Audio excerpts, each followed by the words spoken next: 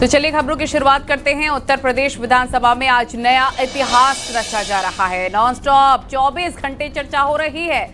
इसमें सरकार अपने विजन डॉक्यूमेंट को पेश कर भविष्य की नींव रख रही है। सुबह 11 बजे से शुरू हुई ये चर्चा कल दोपहर को 2 बजे तक चलेगी और इस दौरान विकसित भारत विकसित उत्तर प्रदेश 2047 के विजन डॉक्यूमेंट पर चर्चा होगी। इस विशेष सदन में क्या हो रहा है, एक खास रिपोर्ट के जरिए आपको दिखाते हैं।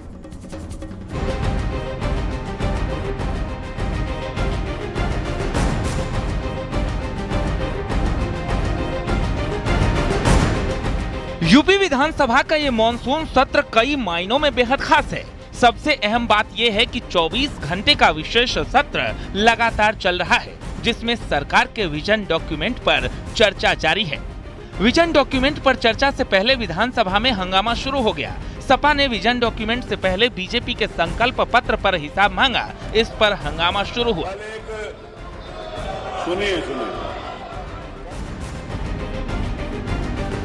संसदीय कार्यमंत्री सुरेश खन्ना ने विजन डॉक्यूमेंट पर चर्चा शुरू की। इस दौरान उन्होंने कहा कि आज जितनी उपलब्धियां हम देख रहे हैं, उसके पीछे गहरा चिंतन और मनन होता है। 2022 में इस देश पे प्रदेश में 2022 में पूरी जनता ने संकल्प पत्र के आधार पर ही दोबारा योगी सरकार को तोड़कर भेज दिया।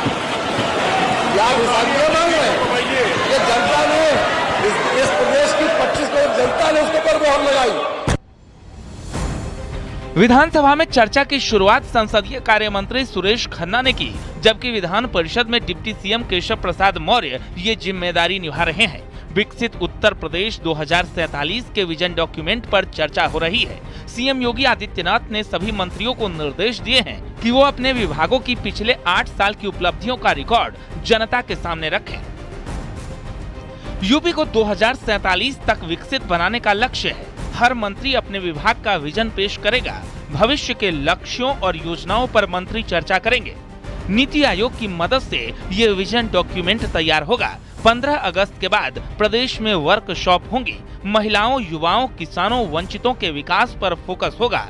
अगले 6 महीने में लक्ष्य और कार्य योजना तय की जाएंगी और इसी विजन डॉक्यूमेंट पर ऐतिहासिक सत्र चल रहा है, जो लगातार 24 घंटे तक नॉनस्टॉप चलेगा। Bureau report, news 18।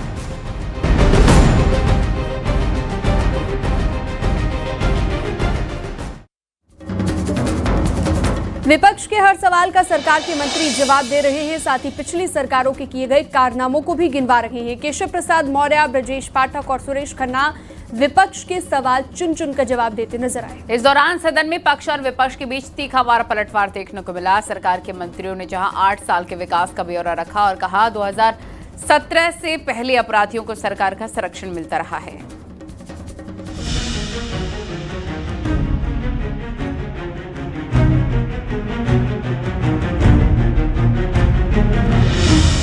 Vision document पर चर्चा के दौरान सरकार और विपक्ष में जमकर वार पलटवार देखने को मिला। समाजवादी पार्टी पर हमला करते हुए डिप्टी सीएम ब्रजेश पाठक और स्वतंत्र देव सिंह ने कहा कि 2017 से पहले राज्य के हालात काफी खराब थे। उन्होंने आरोप लगाया कि अपराधियों को सरकार का संरक्षण हासिल था। जब ये विधानसभा चलती थी, विधानसभा के चारों तरफ एक गाड़ी में 10-10 बंदूकें रख करके गुंडे माफिया आते थे विधायकों के साथ में। मैं अखबार के मित्र बैठे हैं, फुटेज निकाल करके देख लें। जहां तक विजन का सवाल है, सड़कों का बुरा हाल था। आज उत्तर प्रदेश में सर्वाधिक एक्सप्रेसवेज है। आधा दर्जन से अधिक एक्सप्रेसवेज काम कर रहे हैं और आधा दर्जन से अधिक पाइपलाइन में है। जनता से किए कितने वादे पूरे किए, इसका जवाब संसदीय कार्य मंत्री सुरेश खन्ना ने दिया। 2022 में इस देश पे प्रदेश में 2022 में पूरी जनता ने संकल्प पत्र के आधार पर ही दोबारा योगी सरकार को तोड़कर भेज दिया। ये जनता ने इस प्रदेश की 25 करोड़ जनता ने उसके ऊपर मोहर लगाई। ये कैसा मांगेंगे हमारे बात? इनके पास तो सिर्फ विपक्ष, सिर्फ अराजकता फैलाना, केवल अराजकता फैलाना। और आज भी सदन के नियमों और परंपराओं के विरुद्ध है मानवर इस प्रकार के स्लोगन दिखा, ये छुपा कर लाए मानवर।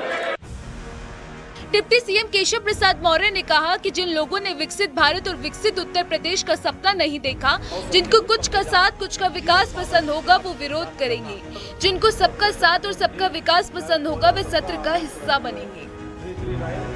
जो स्वप्न उन्होंने देखा था उसको साकार तो हो जाना चाहिए था बहुत पहले, लेकिन विडंबना रही कि इस देश और प्रदेश की बागडोर ऐसे हाथों में रही जिन लोगों ने विकसित भारत और विकसित उत्तर प्रदेश का स्वप्न ही देखना जरूरी नहीं समझा।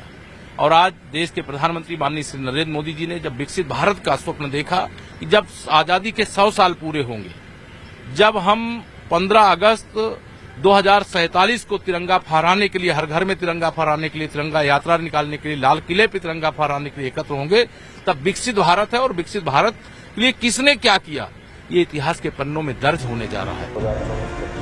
कुल मिलाकर विपक्ष के हर सवाल का सरकार के मंत्री जवाब दे रहे हैं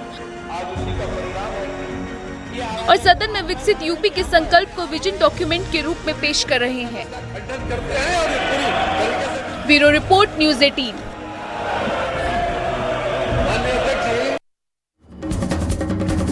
हालांकि पहले विपक्ष सदन के इस विशेष सत्र में हिस्सा नहीं लेने की बात कह रहा था, लेकिन जब उन्होंने हिस्सा लिया तो सरकार पर कई सवाल उठाए।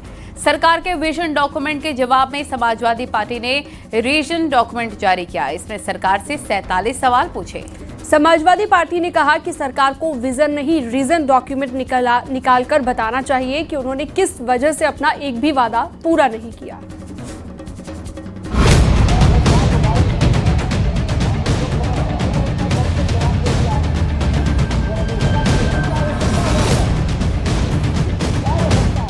सरकार 2047 तक यूपी के विकास को लेकर रोड मैप रख रही है कि कैसे आजादी के 100 साल पूरे होने पर यूपी पूरी तरह से विकसित होगी। सरकार के मंत्री अपने अपने विभाग का विजन और आगे की प्लानिंग सदन के सामने रख रहे हैं, लेकिन विपक्ष विजन डॉक्यूमेंट 2047 पर सवाल खड़े कर रहा है। उनका आरोप है कि सरकार लोगों को सिर्फ सपने दिखा रही है। पहले 2022 के घोषणा पत्र का हिसाब होना चाहिए था। अध्यक्ष महोदय, भविष्य की बातें बाद में होंगी, पहले अतीत का हिसाब होना चाहिए था। अध्यक्ष जी, 2022 के चुनाव में भाजपा ने क्या क्या वादे किया था और आज 2025 में क्या हुआ? क्या आपके सभी वादे पूरे हो गए? कोई वादा अभी तक पूरा माननीय अध्यक्ष ये नहीं हुआ है इनका। हालांकि पहले विपक्ष सदन के इस विशेष सत्र में हिस्सा न लेने की बात कह रहा था, लेकिन जब उन्होंने हिस्सा लिया तो सरकार पर कई सवाल उठाए। सरकार के विजन डॉक्यूमेंट के जवाब में समाजवादी पार्टी ने रीजन डॉक्यूमेंट जारी किया, जिसमें सरकार से 47 सवाल पूछे। समाजवादी पार्टी ने कहा कि सरकार को विजन नहीं रीजन डॉक्यूमेंट निकालकर बताना चाहिए कि उन्होंने किस रीजन की वजह से अपना एक भी वादा पूरा नहीं किया। 47 तो हमने इसलिए दिए क्योंकि वो 47 वादे हैं उनके जो उन्होंने पूरे नहीं किए। अगर पूरे निकालेंगे तो 100 वादे जो नहीं किए, ताकि हम प्रदेश की सारी चीजें सही कर देंगे। आज आप देख लें, जब मैं मुद्दा उठा रहा हूँ बिजली का, हर घर बिजली देने का वादा किए थे, किसी घर को बिजली नहीं पहुंची। कि रात के अंधेरे में चर्चा क्यों कराना चाहते हो? दिन के उजाले में चर्चा कराओ और सदन की अवधि बढ़ाओ ताकि जो गंभीर सवाल हैं उस पर चर्चा हो सके। यूपी विधानसभा में विजन डॉक्यूमेंट 2047 पर चर्चा शुरू होने से पहले नेता प्रतिपक्ष माता प्रसाद पांडे ने कहा कि विजन डॉक्यूमेंट पर चर्चा का वक्त बढ़ाया जाए। सरकार ने जनता से किए कितने वादे पूरे किए, इसका जवाब देना चाहिए। इसके बाद विपक्ष के कई नेताओं ने चर्चा का वक्त बढ़ाने की मांग की। मान्यवर, ये विजन डॉक्यूमेंट है और विजन डॉक्यूमेंट पर कभी चर्चा हो, लेकिन इसके पहले भी आपने विजन डॉक्यूमेंट प्रस्तुत किया था 27 से 22 तक का। आपने उसमें कितने विजन को पूरा किया, कितना आपने जो रखा था 27 से 22 करना चाहिए था, और ये 22 तक वो अभी तक हुआ नहीं और आप 47 तक का ले आए हैं और 24 घंटे भी नहीं हो पाएंगे। 11:30 बज गए, अभी चर्चा होने में समय है। तो इसका समय बढ़ाया जाए, इस पर जितने दिन तक 16 तारीख के बाद इस पर चर्चा हो जाए। भारतीय जनता पार्टी मानवर ना जाने क्यों अंधेरे में चर्चा कराना चाहती है। आखिर उजाले से इतना डर क्यों? अंधेरे में भी रोशनी करना चाहती है, इसलिए चर्चा कराना है। मानवर अवधि बढ़ाने में क्या जाता है? और क्या रीजन रहा कि 2017 में जो आपने संकल्प पत्र लिया, प्रस्तुत किया, 2022 में जो संकल्प पत्र प्रस्तुत किया, आपने उसका एक भी हल तो कर नहीं पाए। जवाब तो 47 का कौन सा सपना आप दिखा रहे मानो? कुल मिलाकर विपक्ष के विरोध के बीच विधानसभा का विशेष सत्र जारी है। Bureau report, news 18।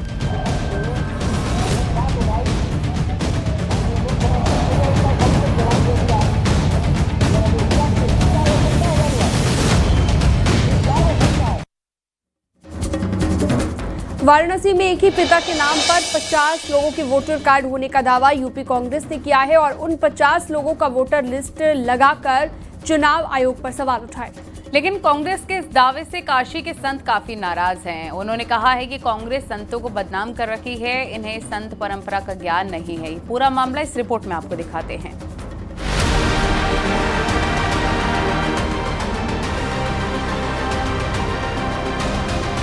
बिहार में सर पर जारी सियासत के बीच यूपी कांग्रेस के एक ट्वीट से मामला काफी गर्मा गया है, जिसमें कांग्रेस ने काशी में एक पिता के नाम पर 50 बेटों का वोटर कार्ड बनाने का दावा किया है।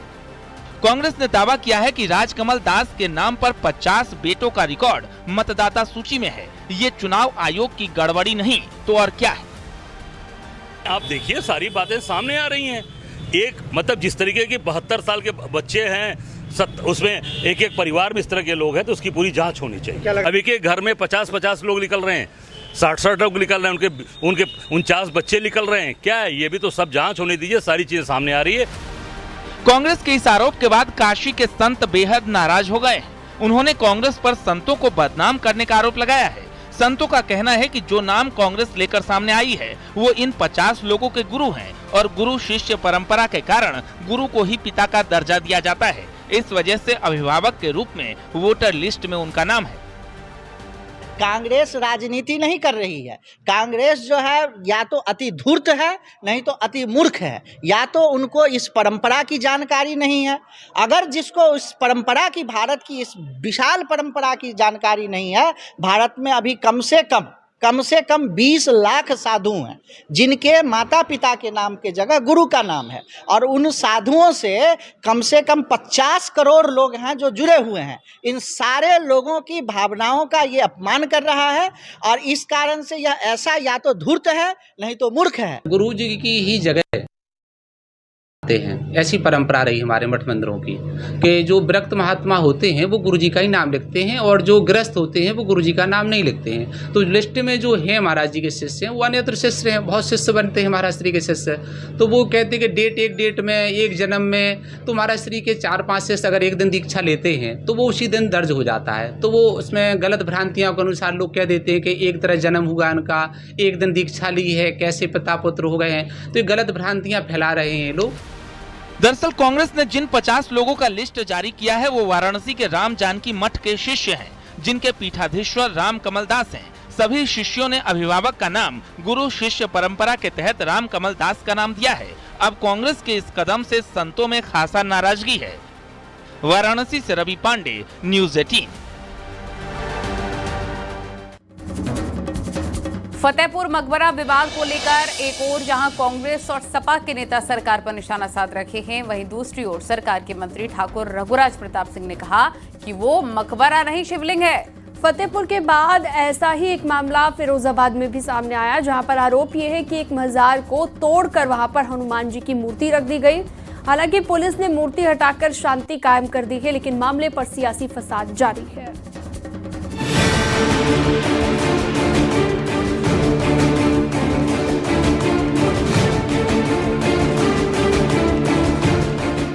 फतेहपुर मकबरा विवाद लगातार जारी है। इस मामले को लेकर कांग्रेस सांसद इमरान मसूद ने सवाल उठाए हैं।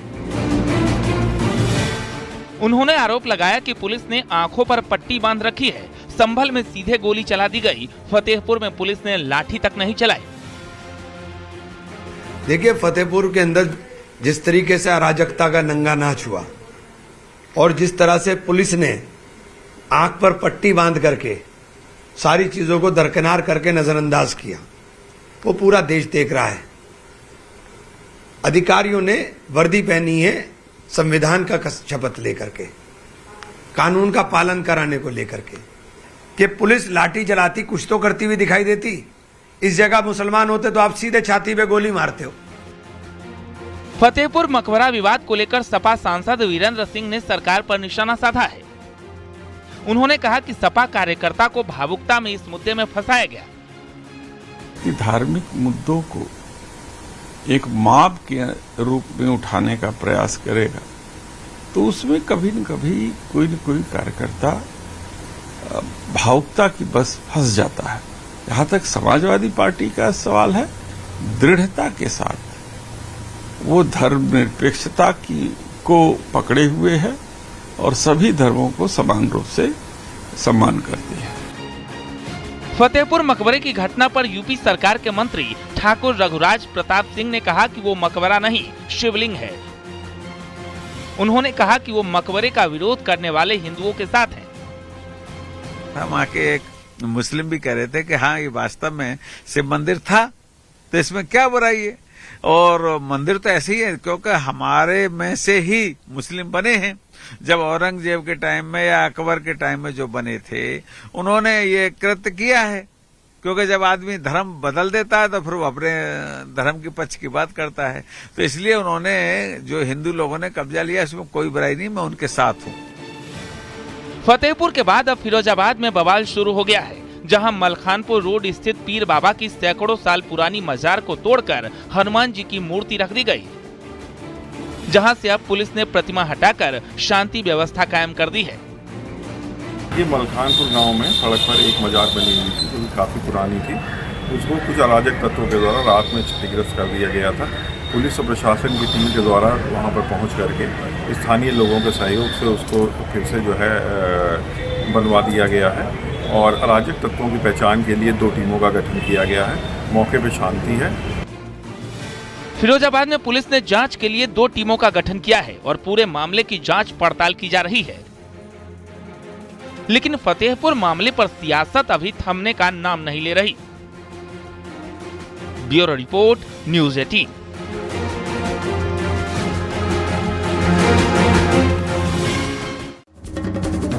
हर घर तिरंगा अभियान देशवासियों में राष्ट्रभक्ति की भावना बढ़ाने के लिए 13 से 15 अगस्त तक पूरे देश में मनाया जा रहा है। सरकार ने लोगों से अपील की है कि वो अपने घरों में ही तिरंगा फहराएं। और इसी अभियान के तहत देश भर में तिरंगा यात्रा निकाली जा रही है। गृह मंत्री अमित शाह, मुख्यमंत्री योगी आदित्यनाथ और सीएम पुष्कर सिंह धामी ने तिरंगा फहराकर लोगों को इस अभियान से जुड़ने का संदेश दिया।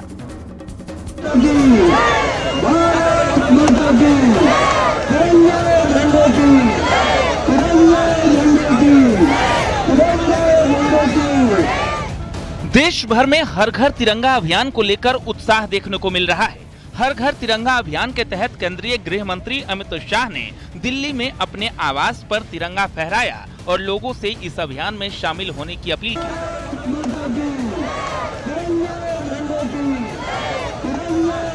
लखनऊ में सीएम योगी ने हर घर तिरंगा अभियान की शुरुआत की। इस मौके पर उन्होंने हरी झंडी दिखाकर तिरंगा यात्रा को रवाना किया। सीएम योगी ने इस अभियान के तहत तिरंगा फहराकर झंडे के साथ सेल्फी भी ली। अपने संबोधन में उन्होंने कहा कि हर भारतीय के घर ये तिरंगा लहराना चाहिए। ये हमारे देश और सैनिकों के सम्मान का प्रतीक है। ये तिरंगा यात्रा मात्र यात्रा नहीं है, ये भारत माता के प्रति, भारतीय महापुरुषों के प्रति,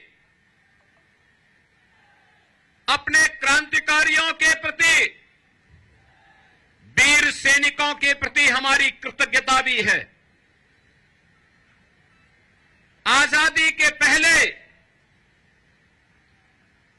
समारोह के साथ ही हर गांव में, हर नगर में, हर जनपद में ये तिरंगा यात्रा इस बात का उदाहरण प्रस्तुत कर रहा है। उत्तराखंड के मुख्यमंत्री पुष्कर सिंह धामी ने भी तिरंगा यात्रा निकाली। देहरादून में मुख्यमंत्री आवास पर सीएम धामी ने तिरंगा लहराया। साथ ही प्रदेशवासियों से अपील की कि इस स्वतंत्रता दिवस पर सभी अपने घरों, ऑफिस, दुकानों पर तिरंगा गर्व और सम्मान के साथ फहराएं और देश की स्वतंत्रता के लिए बलिदान देने वाले वीर सेनानियों को नमन करें। हर घर तिरंगा अभियान देशवासियों में राष्ट्रभक्ति की भावना बढ़ाने के लिए 13 से 15 अगस्त तक पूरे देश में मनाया जा रहा है। सरकार ने लोगों से अपील की है कि वे अपने घरों पर तिरंगा फहराएं।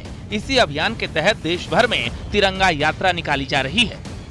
Bureau report, news 18।